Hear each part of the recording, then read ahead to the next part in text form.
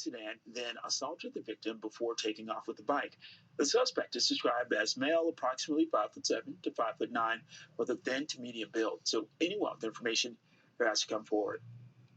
The support staff across Ontario's 24 colleges are making this Labor Day by marking a preparation for a potential strike. So for more, and we're joined by Christine Kelsey, the chair of OPSEU's College Support Full-Time Bargaining Team.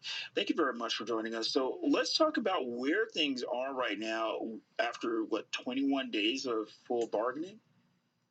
Yeah, well, we've been ready to bargain since day one. And really, what we're fighting for at the table right now is the future of student services.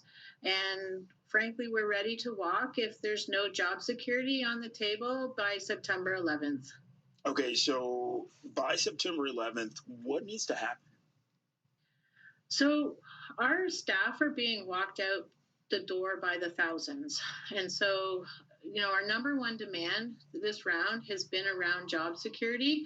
Every student, every support services person is attached to services for our students. And when we're walked out the door, they don't have the services we need. And so that's why we're fighting for services right now. So right now we need to see some job security language that we're fighting for. We need to win that in order for us not to walk on the 11th. How are you defining job security? So we're wanting to stop the layoffs across the colleges. There have been over 10,000 layoffs across the college system, and we need to stop the layoffs. We understand that there will be more layoffs coming, and with more layoffs, we won't have the services that our students need. When did the current contract expire? Our current contract expires as of the end of August 31st. So yesterday.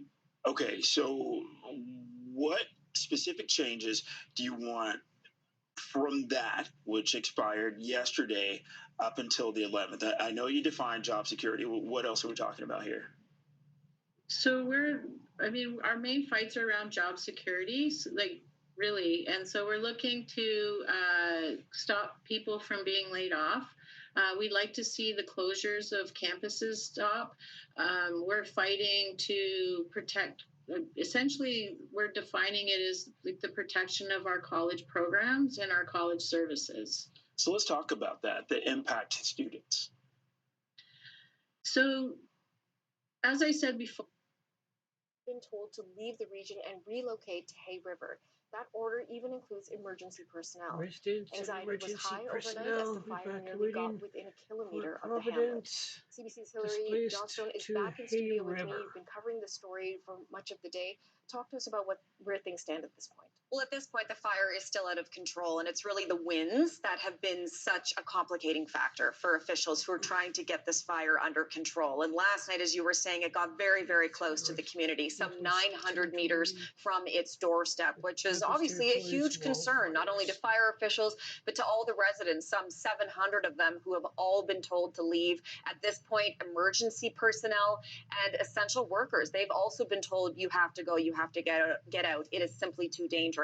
That fire is now larger than the city of Toronto, just to sort of give you some context of how big it is. You can see the damage from the exterior, and also just from our vantage point, there's a lot of these mature trees, but right where those two investigators are standing, there's some debris on the driveway as well. It was just after 3 o'clock this morning Eastern time when the fire ripped through this home, multi-generational home, I'm told. First responders arrived, and again, they pulled 4 people from the home. From the second floor, we're hearing one of those 5 people was already outside. Now, you might notice behind me, this is a York Regional Police cruiser. I'm told by sources that it is actually York Regional Police who have taken the lead on this investigation, Renee. I'm hearing that it's being looked at as a suspicious fire, as a possible arson at this point, and I'll show you as well why in a moment. We've shown you the house where this happened. We're going to take a walk just across the street. We're going to let this vehicle here pass. So there's a school across the street, a Catholic school, and that's when we've noticed a secondary scene here that was being held by York Regional Police officers. You'll see in a moment a pair of York Regional Police cruisers, and just behind them in the grassy area of this school, you'll notice under a tree there's a red gas canister, and beside that gas canister, it looks like either a bag or a sweatshirt.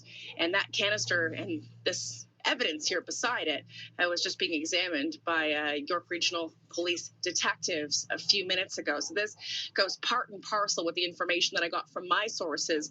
This is being looked at as a suspicious fire, a possible arson, and if the Ontario Fire Marshal's Office, through their investigation, confirms it to be as such, at that point, of course, it would be criminal, and then it would be up to York Regional Police officers and investigators to lay criminal charges. That has not happened at this point, Renee. To a very interesting story, the Quebec government is tabling a bill to ban prayer in public places.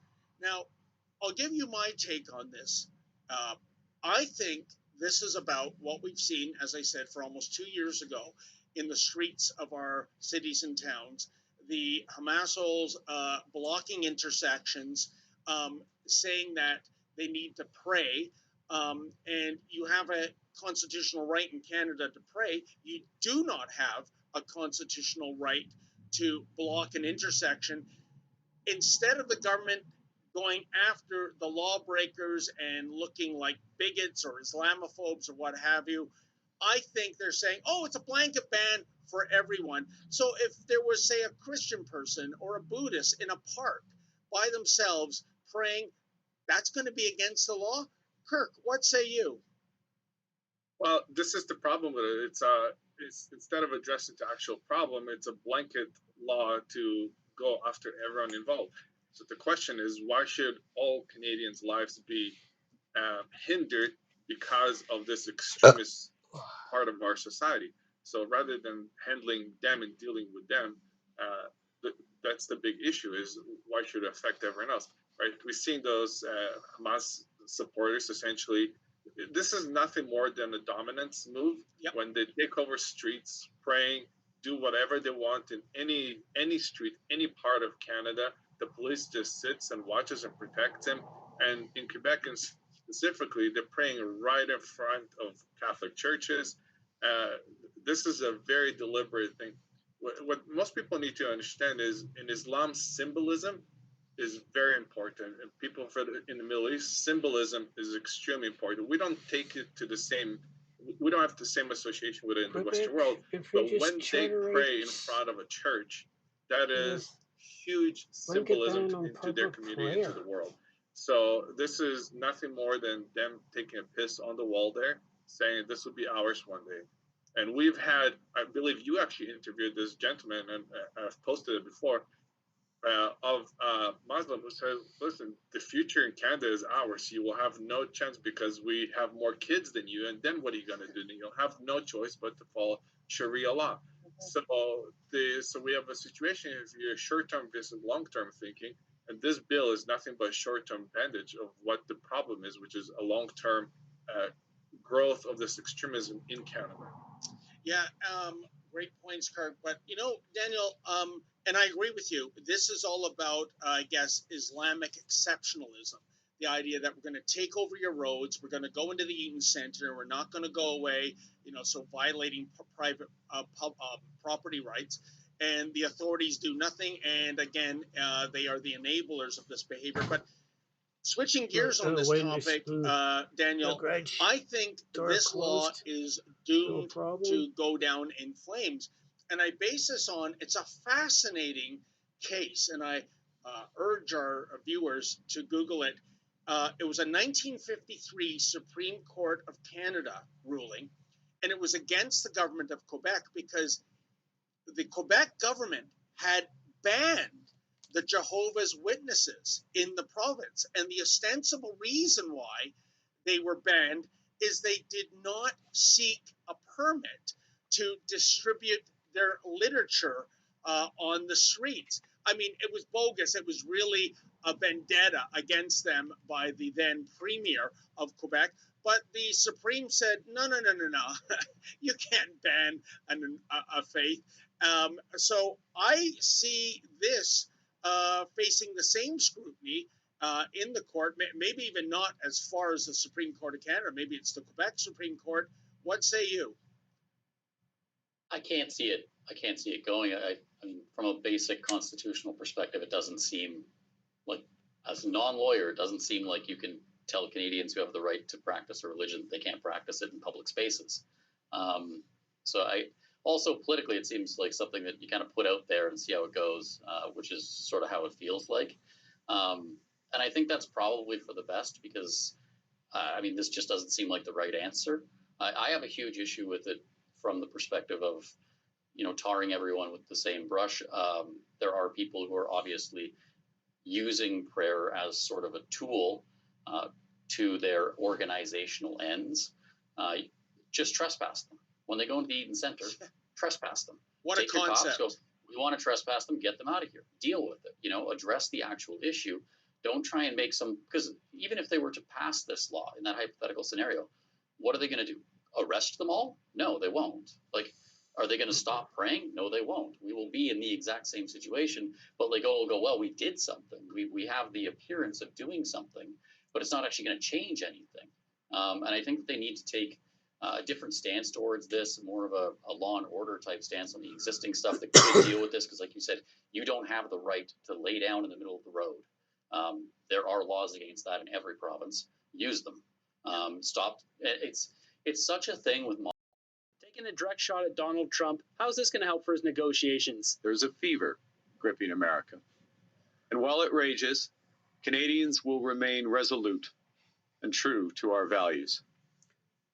While America engages in a war on woke, Canadians will continue to value inclusiveness. So Donald Trump is cracking down on the woke nonsense. Mark Carney taking a shot at him. Thanks for nothing, Carney. He's not going to get a deal. It's interesting. Comments you see like this, the gay friends I've had over the years didn't want to be in the spotlight. They wanted to be left alone to live their lives. Montreal has our gay village, and I can't think of a right I had that they didn't have. I still support the LGB, but you lose me at the T and beyond. I've seen numerous comments from people who are gay, people who are bi, all that. They just want to be left alone. They don't want to be celebrated with a month, with a day, with a parade, with all that stuff. Mark Carney has been pandering to the woke. He's been pandering to the people who keep blocking our streets, protesting. If you've seen, people had a big demonstration downtown Vancouver. I put on my other channel. I'll link that up at the end of this video. And with that, we've got Toronto Air Show accused of inflicting deep trauma on Palestinians in Canada. Critics argue the presence of F-35 fighter jets triggered the families of those living in Gaza. Come on, this is a joke. This is so insanely ridiculous. You could say that about anything in Canada. You could say, oh, the presence of katanas, it triggered Japanese families when the samurai were wiped out. That's unfortunate, but that's not a reason to cancel the event. Yeah, this is Canada. This is what we're going to do. Don't right. Use our tax dollars to go rescue people who aren't Canadians. No, that's not how this works. She should not be in Parliament. She's a lunatic. She's absolutely insane. Will they be rescuing white farmers in South Africa en route to dear do-good in 10 years? I don't know when this clip was shot, but it must have been at least 3 or 4 years ago. Will Bitcoin be worth more than $1,000 in 10 years? Who cares?